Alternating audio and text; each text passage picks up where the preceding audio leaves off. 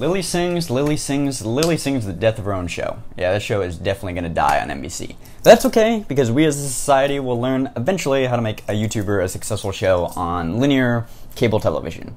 But it's not going to be Lilly Sings. And I'll tell you why. It's because these big media companies look at these YouTubers that have a big ingrained audience that appeals to like a younger demographic, or maybe it's young men or young women, or maybe it's international like Lilly Sings.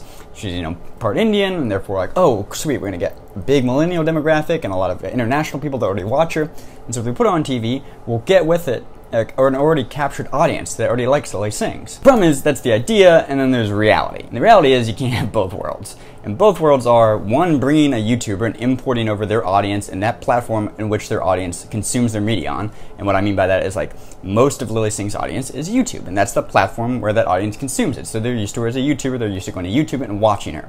You can't import that on to a new distribution platform, television, and then maintain the same audience in the way that they consume. The consumption habits are different. So what happens is when they try to get these shows online, and they have the production meetings, and all the staff joins, and they got writers, and script supervisors, and producers, and camera people, is that two things are competing. One, they want to make the show that still appeals to the innate, like Lilly Sing demographic on YouTube, so they want to keep it slightly YouTuber-ish, and all the things that still appeal to that demographic. But two, they also want to make it a late-night show, and appeal to all the people that still watch television and consume late night, and their expectations of what a late-night show is. And these two things are radically different. And when you try to combine them into one show, they don't mix very well. They're not very homogeneous. They're a bit like a colloid. They don't connect. And so what you end up with is kind of a camel is a horse by committee, and that there's too many cooks in the kitchen, and not one creative, design can get through. And because one creative design can't get through, that just further exacerbates the problem that the way these YouTubers got successful was operating in an environment where they learned how to, like, all the tips and tricks to make themselves successful on that distribution platform.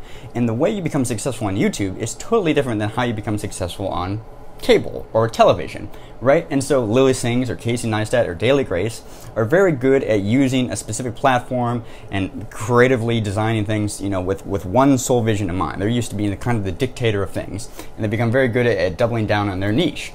And when they enter in a big media company, which is a much larger machine, they're no longer able to operate like that. When they're with CNN, as you're with Casey Neistat's, or Daily Grace when she's with E, and then things get all confused. And you saw this with Casey Neistat and Beam and CNN. CNN got Casey Neistat because they thought, like, oh, he'd have a nice young audience, we'll bring him on. He has like a quasi-journalistic, approach to things.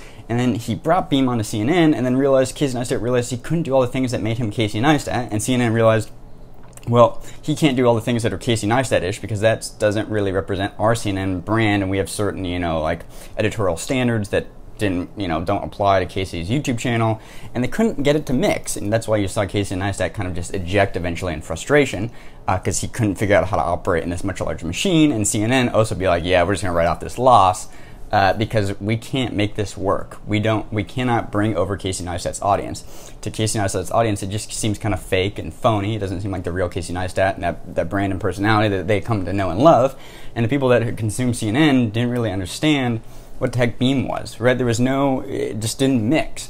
And the same thing will happen with Lilly Sings, right? There'll be the late show audience that likes Jimmy Fallon, likes Seth Meyers, it's a bit older, and they'll watch Lilly Sings and they'll be like, this show is weird. And they won't understand a lot of parts of the show are to try to capture Lilly Sings' already captivated audience from YouTube.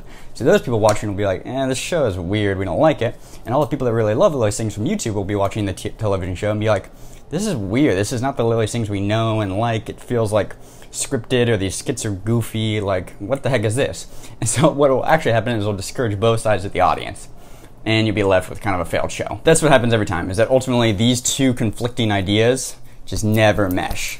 At least there hasn't been a way to figure it out, and I don't see the NBC show with Lilly Sings being any different than the problems that Casey Neistat had with CNN or Grace Helbig had with E! So there you go, those are my thoughts. If you want to suggest a video, you can leave it down below, or watch another video, click around. Thanks as always for watching, guys. I'll see you tomorrow.